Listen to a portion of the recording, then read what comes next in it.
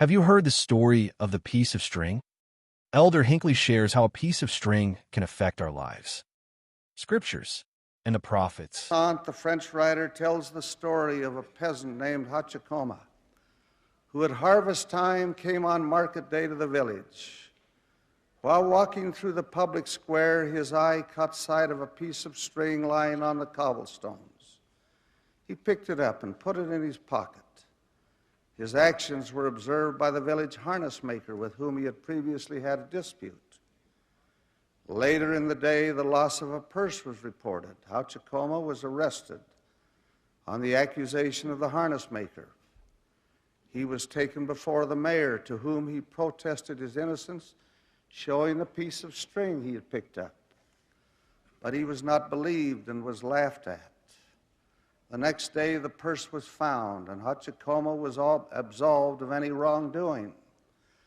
But resentful of the indignity he had suffered because of a false accusation, he became embittered and would not let the matter die.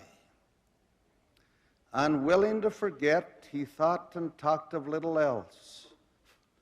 He neglected his farm. Everywhere he went, everyone he met had to be told of the injustice. By day and by night, he brooded over it. Obsessed with his grievance, he became desperately ill and died. In the delirium of his death struggles, he repeatedly murmured, "A piece of string, a piece of string." With variations of characters and circumstances, that story could be repeated many times over in our own day. How difficult it is for any of us to forgive those who have injured us. We're all prone to brood on the evil done us. That brooding becomes as a gnawing and destructive canker. Is there a virtue more in need of application in our time than the virtue of forgiving and forgetting? There are those who would look upon this as a sign of weakness. Is it?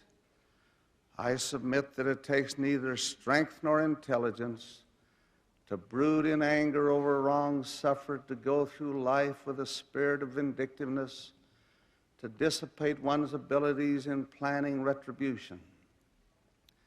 There is no peace in the nursing of a grudge.